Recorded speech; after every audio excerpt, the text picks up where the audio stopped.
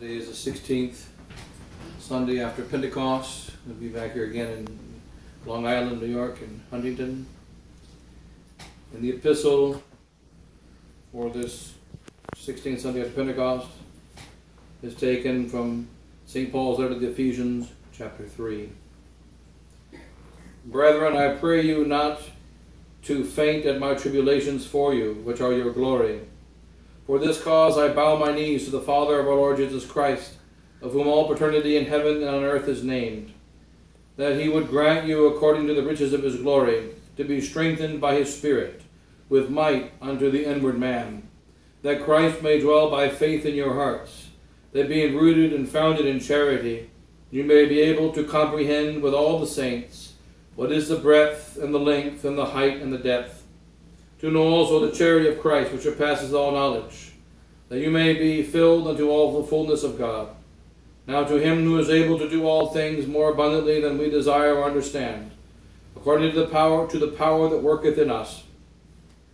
To him be glory in the church and in Christ Jesus unto all generations, world without end. Amen. Amen. The gospel. It's taken that according to St. Luke, chapter 14. At that time on the Sabbath day, Jesus had gone for a meal to the house of one of the leading Pharisees, and they watched him. There in front of him was a man with dropsy. Accordingly, Jesus said to the lawyers and the Pharisees, "Is it lawful to heal on the Sabbath or not?" But they remained silent. Then he took the man and cured him and sent him away.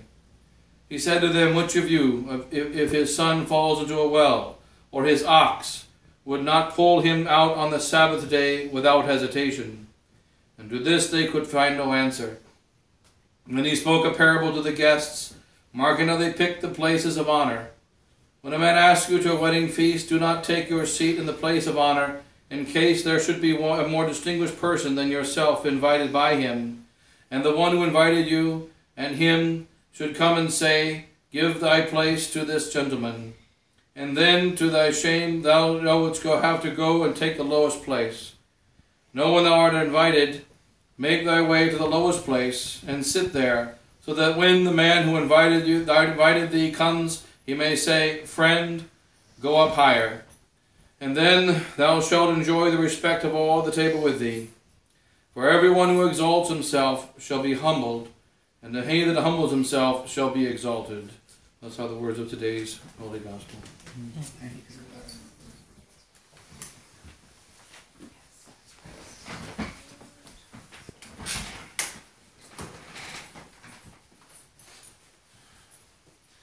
Only the Father and the Son and the Holy Ghost, amen. Today, a few considerations on our battle of faith as it continues today. We have this so-called scandalous document of Pope Francis. In fact, it is a scandalous document, Amoris, a little while ago, last year. And great scandal comes out because of this document, and there have been commentaries about how bad this document is and it goes against the faith. And we found that Cardinal Burke, along with 3 other cardinals, put together dubia. About a year ago, dubia, 4 dubia or 5 dubia, 5 doubts. Dubia means doubts of concerns they have in this document which show that it might be against the faith. And can the Pope please clarify what he means so that it's clear that his teaching is not against the faith? And Bishop Theol tells us within the Society of St. Pius X that we see in this a new situation in the church. Whenever you hear that word new, the Catholic should immediately raises a red flag. When we hear the word new, we remember what St. Paul says to us. If you hear a gospel that is new, a gospel that's different, a gospel that's other than the one that we have preached to you already, let him who preaches it be anathema. And that's what St. Paul tells us. And when he died, he said, "I have handed down what I have received." So the word new is a word that when we Catholics hear it, brings up concern. When we hear that word, we must be careful. We hear that word, we must say, all right, is it really new? What is new? we have a new situation. And the new situation is, said Bishop Fillet back in 2006 in our Society of St. Pius X, that Rome has changed its attitude towards us. Or rather 2012, in the Cor Unum of March of 2012. Rome has changed its attitude towards us since 2006. And it has been moving in the direction of tradition since 2006. It's been moving away from tradition, from Vatican II until 2006. Now we see a shift of Rome in the direction of tradition since 2006. And hence there's a new situation. And we must respond to it accordingly. We must recognize that we're in a new time. We're in a time that's not like what it was before. Before there was a complete opposition from all the hierarchy against all of tradition, against the teaching of the last 2,000 years. Now we find there are still modernists, there are still liberals in Rome who are promoting evil and promoting lies and promoting heresies. But at the same time, there is a powerful movement in Rome of Catholic bishops, Catholic men in authority, who are in the very Vatican, in the very annals of the Vatican itself, who are close to the Pope and Pope Benedict before, and now also Pope Francis, who have a certain affection towards tradition and a certain affection towards the tradition of the Church, which the Church since Vatican II always seemed to hate. Also, we see in this new situation, there's no longer a requirement to believe that Vatican II is doctrine. To believe that we used to be told we had to follow the doctrine of Vatican II. We have to adore the doctrine of Vatican II. We have to believe the doctrine of Vatican II. But now it's changed. And we have this release today, September 24th. So over in Italy, so 6 hours ahead of us, so it'll be early morning our time. Just released publicly a document written by 40, or signed by 40 theologians and priests, and finally released just today. It was actually written some time ago, and now there are 62 signatures attached to it. So there were the 40 original signatures, and then 22 added ones. Amongst the 22 added ones that we find released today is Bishop Fillet. He's one of the 22 added signatures of this document, which points out to Pope Francis that there are serious problems with Amoris Laetitia. No bishop signed the document, only priests, until Bishop Fillet, the bishop of the Society of St. Pius X, of course, who has no authority, but he is our superior. He is no authority as bishop, he's an auxiliary bishop, but nonetheless, he's the only bishop to sign on the document. And so we see here a document written by some theologians who are from around the world, some from Chile, some from Argentina, some from Italy, and around the world, and Australia being one of the places. And so that these theologians and seminary rectors and professors, many of them priests, some of them lay people, none bishops, put together a document of 25 pages called the Filial Correction. And this Filial Correction was sent to the Pope. And they even put the central part of it, wherein it is stated that the Pope is responsible for communicating 7 specific heresies. And the heresies are written out, 1, 2, 3, 4, 5, 6, and 7, with the proof that they're heresies quoted from the Council of Trent. Each one first is a quote from the Council of Trent in almost every case. And then later on, other councils and documents, and also quoting the documents of Vatican II and Pope John Paul II, very particularly referenced often as Veritatis Splendor of Pope John Paul II. So that we have references from the Council of Trent, references from Vatican II, references from the post-Vatican II documents of the popes, showing that Pope Francis is going against the teaching of John Paul II, going against the teaching of Vatican II, and going against the teaching of the previous doctrines of the Church. And that there are 7 specific heresies, and then it says these are not the only 7. These aren't the only 7. Now let's first note, we'll read here just a couple of the points. Let's read what we're going to point out here. You read here from the letter of the 40 priests, and the laymen also included, but professors of theology. These are professors of theology and rectors of seminaries, novus ordo, mainstream seminaries of the Church throughout the world in various countries. And the priests celebrate the new Mass. These priests are part of dioceses and part of the whole noble sort of structure of the church. These priests come together with a document. And in this statement, we'll go here just to a part of it. Here is a correctio, which they wrote in Latin and gave to the Pope in Latin, the official language of the church, because they come from many different countries and backgrounds. So they decided that in this 25-page document, the central part, the actual correction, the correctio, they will put in Latin. They also made translations in various languages. Here the translation into English. By words, the correctio, in the middle of this document of 25 pages. First, they point out we have the right to criticize the Pope. And there's actually an article on dici.org today about this document in the SSPX official organ, dici.org. There are 3 parts of this 25-page document. The first part says we have the right to criticize and the duty to criticize when the Pope goes against the faith. The second part then mentions the actual quotes of the Pope in Amoris Laetitiae, particularly in chapter 8, that happen to be contrary to the faith. And then the statements of what the errors are.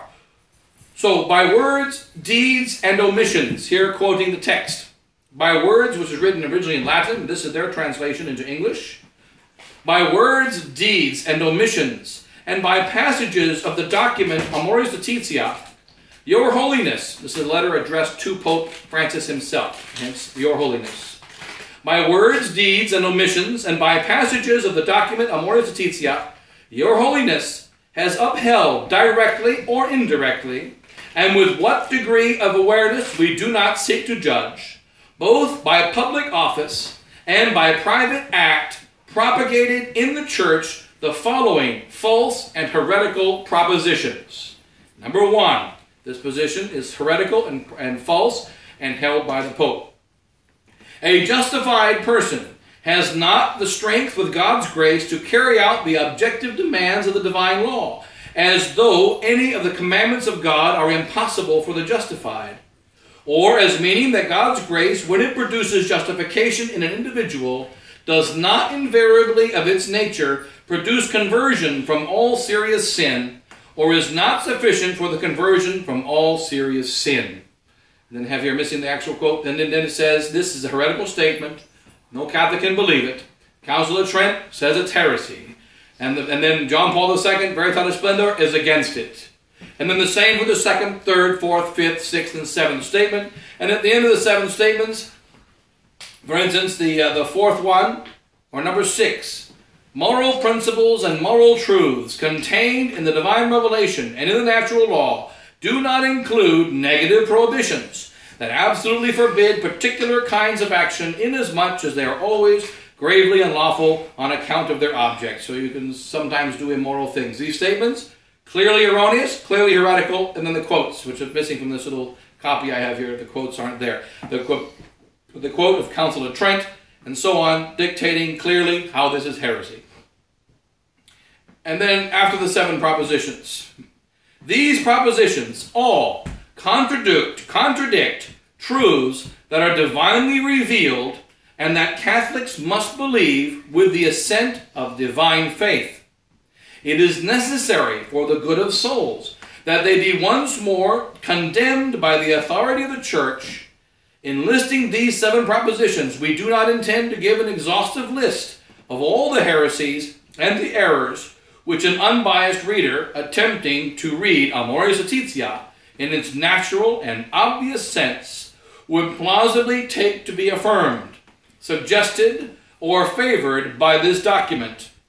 Rather, we seek to list the propositions which Your Holiness's words, deeds, and omissions have in effect upheld and propagated to the great and imminent danger of souls. This is a document written by Novus Ordo priests, written by members of the Novus Ordo dioceses and religious orders, and lay theologians who got their doctorate from the church. This is not a document of the Society of St. Pius X. Concerning the Amoris Laetitia. So we'll read this sentence again, and then we're going to read Father Glez. Father Glez, Bishop Fillet told us, he said officially, it's in dici.org, Father Glez wrote a very thorough and proper explanation of Amoris Laetitia, which is correct and which is the official position of the SSPX on Amoris Laetitia. And it is a very, very well thought out, very, very proper, and a very good analysis. That's the analysis. We have an analysis of the SSPX, the official SSPX analysis. We're going to read them in just a moment. Here we read the analysis of priests who are not of the SSPX. Many of them probably do not celebrate the Latin Mass at all. Some of them might celebrate the Latin Mass. Some of them maybe even exclusively celebrate the Latin Mass. But they are all part of the structure of the modernist church. They all belong to the Vatican II Church. They all teach in dioceses or in religious orders, are members of the modern church. And they put together this document without the assistance of any priest in the Society of St. Pius X. Now let's go to the... And so that these propositions all contradict truths that are divinely revealed and that Catholics must believe with the assent of divine faith. Statement of conservative Novostolo priests. Now, let's go to the statement of the SSPX on the exact same document. We can't read all of it because we only have about 12 hours. But nonetheless, it's gobbledygook for a long way to come, the beginning. Now there are many, the historical context of Amoris Laetitia, the Synod did this, and the Synod did that, and blah, blah, blah. After much blah, blah, blah, we're going to come to a conclusion. Here is Father Glez. In order to establish this conclusion, one would have to be able, let's go back for a second here. Is subjectivism negation of revealed truth? The heading. Does such subjectivism, which we find in Amoris Laetitia, as understood in its principle as well as in its 5 conclusions, he goes through the 5 dubia of Cardinal Burke, that follow from it here, represent the negation of a divinely revealed truth that is proposed as such by an infallible act of the ecclesiastical magisterium? One would have to be able to answer yes in order to conclude that Amoris Laetitia presents a heresy in each of the points just singled out, and that Francis deserves the equivalent theological designation of heretic. In order to establish this conclusion, it would be necessary to verify 2 things. First, are the 5 truths demolished by these 5 doubts, so many dogmas? Secondly, does Amoris Laetitia negate these dogmas, or at least call them into question formally and explicitly enough? The answer to these 2 questions is far from obvious and certain. For this new theology of Francis, which extends from that of Vatican II, avoids this sort of formal opposition with regard to the truths already proposed infallibly by the magisterium before Vatican II. It sins most often by omission or by ambivalence. It is therefore dubious in its very substance, and it is dubious exactly insofar as it is modernist, or more precisely, neo-modernist. So, can you understand that? It's like the, can you read this word before he does in Sesame Street? So what does he say here? This is Father Glez speaking, in the representative of the SSPX, in the official organ of the SSPX, and explicitly confirmed by Bishop Foulet as the position of the Society of St. Pius X.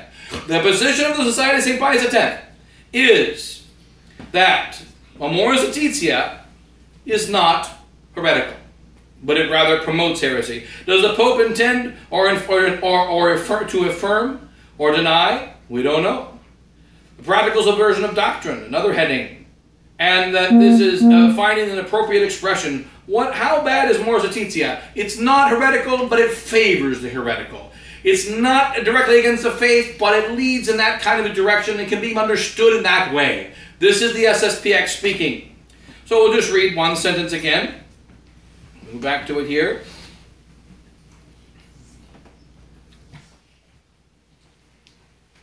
Does Amoris Laetitia negate these dogmas, or at least call them into question formally and explicitly enough? The answer to these questions is far from obvious and certain. So, it's not certain. It is therefore dubious, far from obvious and certain.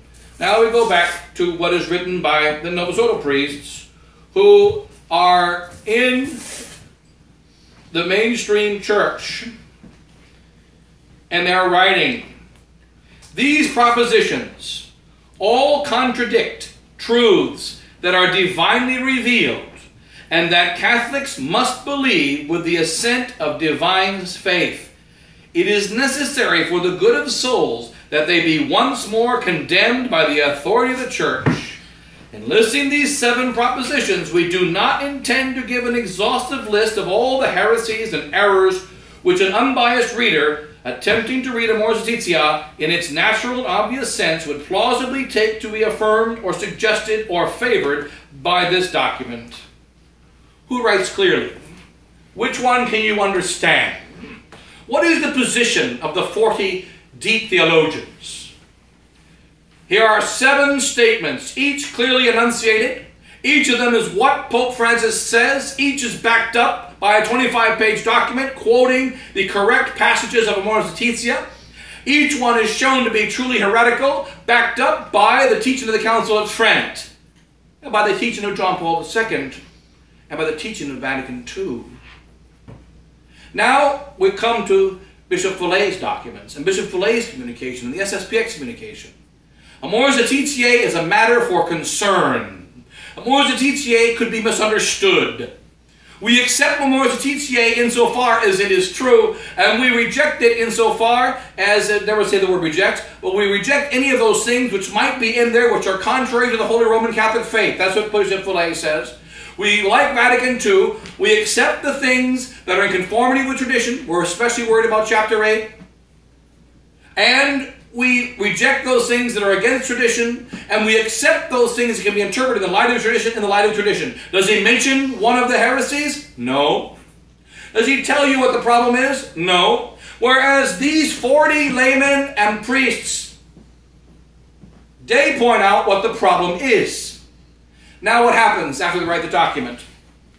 Bishop Follet puts his name to the signature as a signature of the document. What does this mean? What does it mean? What do we have here? Well, what we have is that Bishop Follet approves of the document of these good priests. They're good men. But notice something that might be, if you listen to what we said earlier, this document shows that Amoris Laetitia is contrary to the former teaching of the Church and the teaching of John Paul II in Veritatis Splendor and the teaching of Vatican II. What's the problem with that statement? It's false. It is a false statement. Why is it a false statement? We have a Latin axiom, a Latin principle, that bonum ex integra causa, malum ex cum defectu. Good is of the whole cause, evil is of one defect. What's a lie? What's an error? An error is a statement that has many truths in it, but there's a hole. There's a missing part. There's an error. There's a false part. What do we have in this document of these good priests and these laymen who are doctors of theology, who signed their names, who wrote a clear document?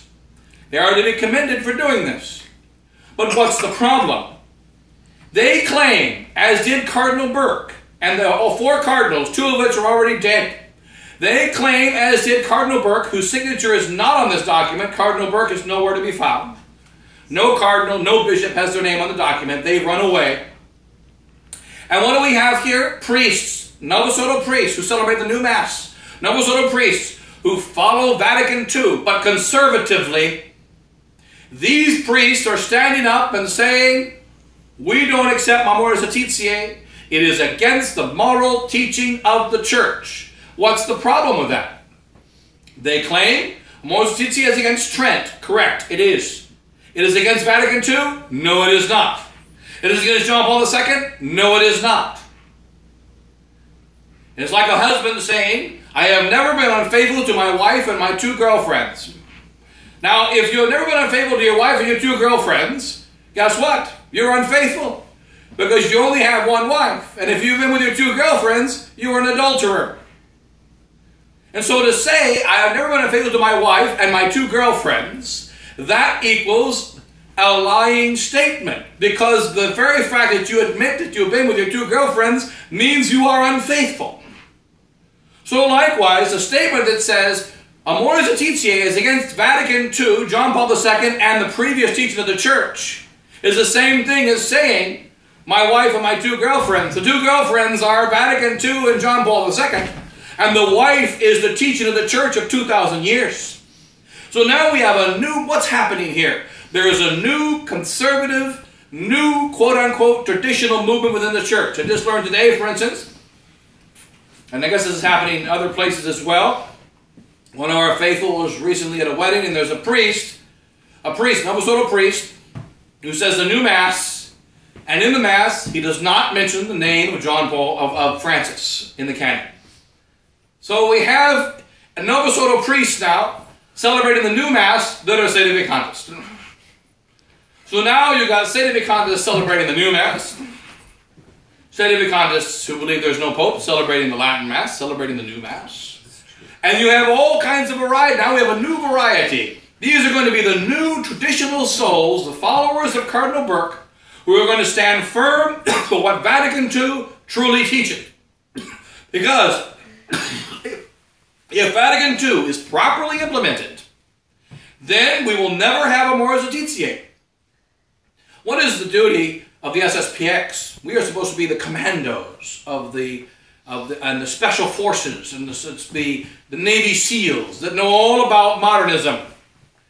We know how to spot modernism and how to condemn it. That's what we've been doing for the last 40 years. Let's look at Amoris Laetitia. What is the problem of the heresies contained in Amoris Laetitia?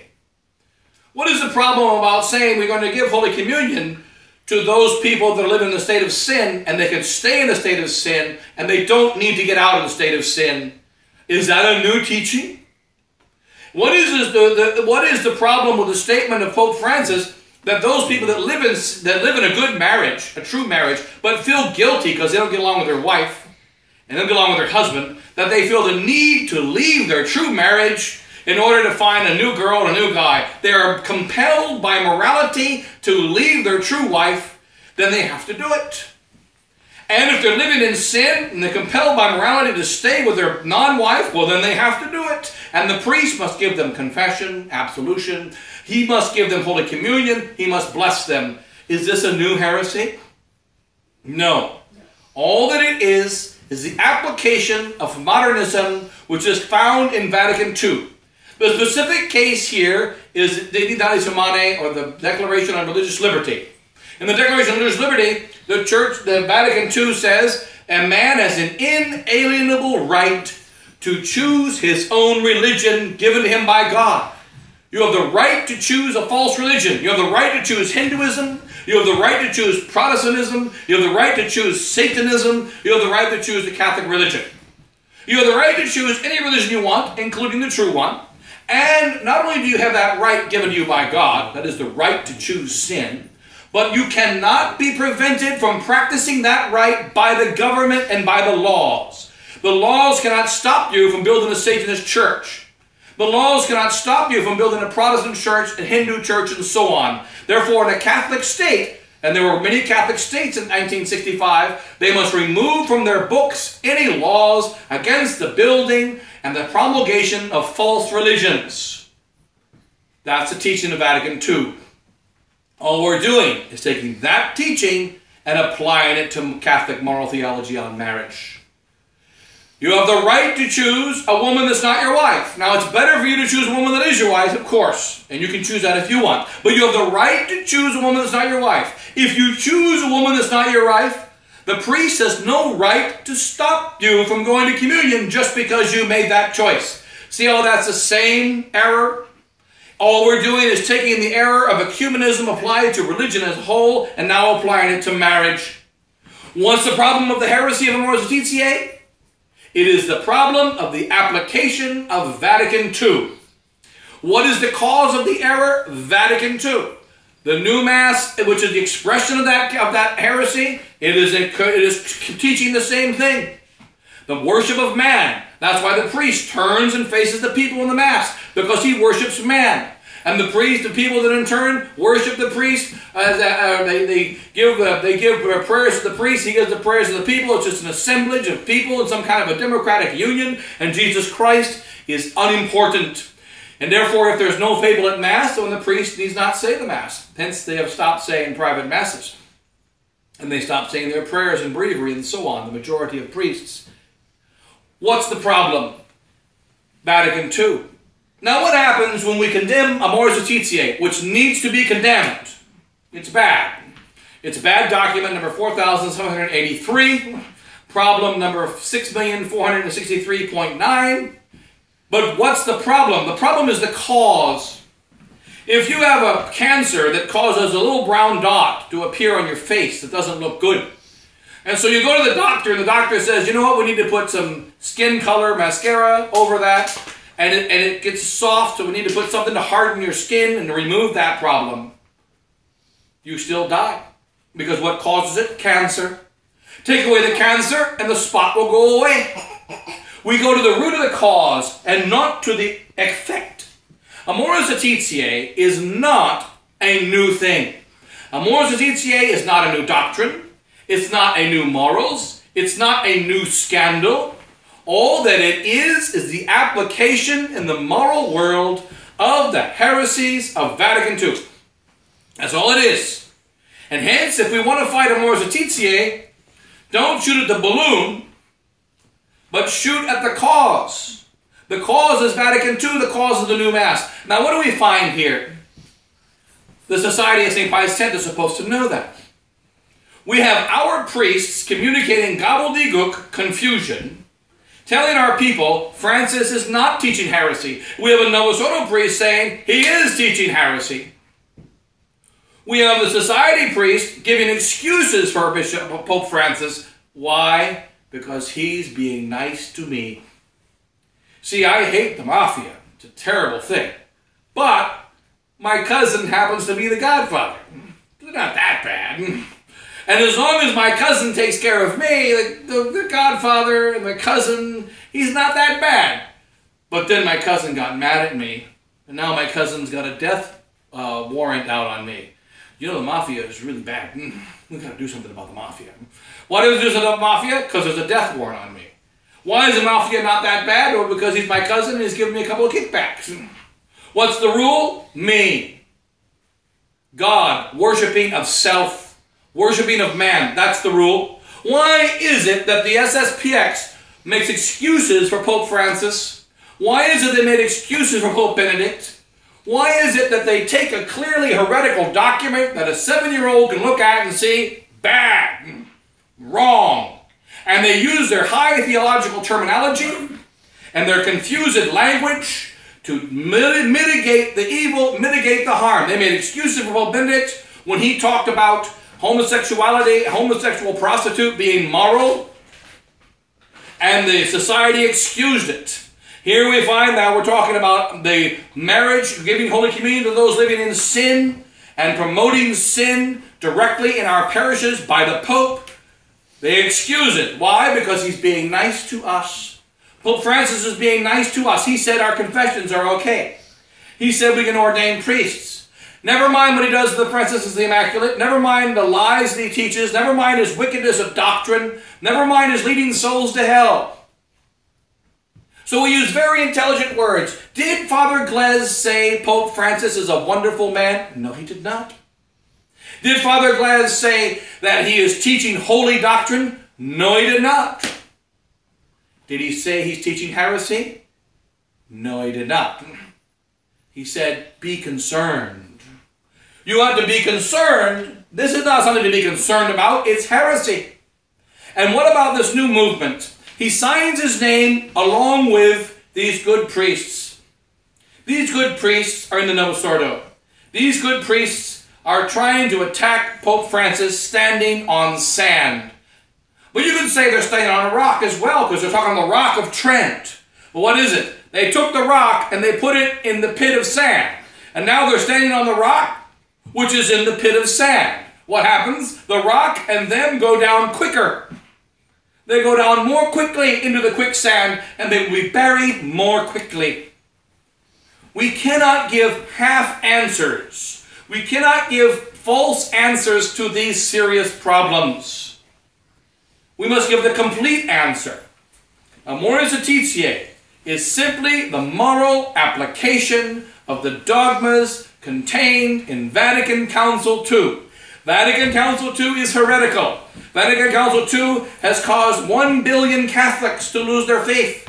Throughout the entire world, every single Catholic family has somebody who's not practicing the faith. Catholics used to have children. Now they have 1, 2, or 0. That's what has happened. We've already lost our teaching of faith on the family. We've already handed out annulments like they're candy. We've already broken up marriages and family. We've already stopped the teaching of the faith. We've already made it easy for abortion and contraception and all manner of evil to be spread in our church. We already have priests and bishops who are promoting this wickedness. And now the Pope simply says, I promote it too. What's the shock? And when the Pope says it, what's he doing? He's fitting perfectly in harmony with Vatican II. What does this mean? Many souls now will look at this document. And you see, Rome's getting better. Look at these good priests. They're standing up against Amoris Laetitia, and God bless them for doing so. They're standing against Amoris Laetitia, but what are they doing? They're standing on John Paul II, which is standing on quicksand. They're standing on Vatican II, which is standing on quicksand. It's just like the Americans saying, we must stop abortion. Abortion is evil. Why is abortion evil? Because the majority of Americans are against it. This is dead. Abortion is not evil because the majority of Americans are against it. If that was the case, McDonald's would be the most healthy and wonderful food on the planet. Because the majority of Americans eat McDonald's hamburgers. That's not the way it is. This is wickedness. So in any case, we cannot follow this error. There is a new movement being established in the church, and it used to be called the neocons. What's happening now, the Fraternity of St. Peter, the Institute of Christ the King, the Society of St. Pius X, the conservative Novus priests who say the new Mass, are all gathering together in one. And they're gathering together to do what? They're gathering together in order to say that, well, we're united against the bad morals of the Pope. We're united against that. And what we believe and how we think about it, well, we need not worry about that. We're going to have a new union. And we're concerned about Vatican II. And everybody forgot about Vatican II. Let's move on. Let's move on. Don't they realize that this is how revolution works? It is the case in the church that after Vatican II, there must be a new council. There's got to be Vatican III. And Vatican III is going to be worse than Vatican II. Vatican III is going to overturn things of Vatican II because that's how revolution works. And now we're saying, well, they're not talking about the council anymore. Well, the same principles of the council are here. The same principles of the council are what's in this document of Amoris Laetitia. Has it changed? No, it is not. It is the same heresy of modernism condemned by St. Pius X in 1907. The same heresy of modernism which is all over Vatican II. And that heresy which is being implemented in a moral, practical way by Pope Francis. That's what we have. These heresies are the same heresies. They're not different heresies. And the answer is the same. Throw out the council. The answer is the same. Throw out the new Mass. The answer is the same. Turn back to Catholic tradition. The answer is the same. Go back to Jesus Christ being the King of every family, of every city, of every nation, of every atom and molecule in the universe. The answer is the same faith handed down to us by our ancestors. Christ must rule in every aspect of society. Money is not the answer. Conservatism is not the answer. Being anti-immoral is not the answer. It's Christ and his whole doctrine that is the answer. And partial answers are not answers. They are not. Cannot be accepted. So in any case, let's not fall into this trap of this new conservatism. And the SSPX has jumped in the pit. Now look at this document, this document which says clearly Amoris Laetitia is heretical. Very good.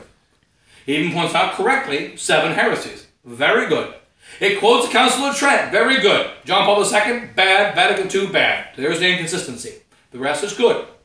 Who wrote it? Did Bishop Fillet write it and hand it to them? No. Did the SSPX write it and hand it to them? Did we advise them? No. We're writing modernist communications of garbage that are as gobbledygook and mush, designed to destroy the minds of the souls entrusted to our care. That's what we're writing. And they're writing better stuff. Already in the last 5 years, I've run into many cases of Catholics of the SSPX that stopped going to SSPX masses because the SSPX priest is too soft, and they went to the Fraternity of St. Peter masses because those priests are actually condemning Vatican II in the new mass. Not essentially, but secondarily. They're condemning some of the errors of the modern day. They're talking clearly about the faith, more clearly than the SSPX. The SSPX, corruptio optimi pessimi is the Latin expression. The corruption of the best is the worst. We were the leaders of Catholic tradition. Now, the salt has lost its savor, and wherewith shall it be salted? It's useless. It's useless. Fraternity of St. Peter priests, Institute of Christ the King priests, SSXPX priests are going to give a talk in the Fatima Conference in the next few days. Guaranteed, the least Catholic of the 3 talks is going to be the one given by the SSPX priest. The softest of the 3 talks is going to be the one given by the SSPX priests. They're all 3 going to be missing the essential truth. But which one's going to be the softest? It's going to be the SSPX priest. This is the new society. And what does it do? It causes a loss of faith amongst our people. And then you have, well, you see, Amoris. They're saying it's bad. What dubia? Cardinal Burke. Cardinal Burke said to the Pope, you're going against John Paul the Great. He's standing on mush. He's not standing on solid doctrine. Therefore, though it's a good thing he's fighting against the Pope, it's a bad thing that he's fighting on false ground. How do we help Cardinal Burke? How do we help these good priests, these 40 good priests and these good theologians? How do we help them? We tell them, it is good that you are condemning Amoris Laetitia. It is good that you're writing clear sentences that someone who knows how to read can understand. It's good that you're doing this, but you are leaving out the essential problem, which is Vatican Councils II modernism. Vatican Councils II heresies, which is the cause of the problems of our church today. That council and its ideology must be thrown out and condemned. We must stand for what the church has taught for 2,000 years, and it's not what it's taught for the last 50 years. The new church and the true church are not the same church. So they are getting the grace to see some of the truth. But if they stand not on the whole truth, it's like a boat that goes out with a really solid hull on one side and nothing on the other. It sinks. We must have a complete hull all the way around, and the whole faith. Let's pray for that to happen. These good priests that wrote this document, actually something clear, something correct. They backed it up. But what did they do? They made a grave mistake. And they tried to say, we want to get back to the good old days of Benedict XVI. We want to get to the good old days of the conservative John Paul II, the Saint John Paul II. We want to get to the good old days of John the 23rd. We want to go back to those days. It's like the husband that wants to go back to his second wife. You can go to hell with your 4th wife, you can go to hell with your 2nd wife. Why bother? You got to go back to your 1st wife, not to the 2nd, not to the 3rd, not to the 5th, to the 1st wife, the only one that is the wife.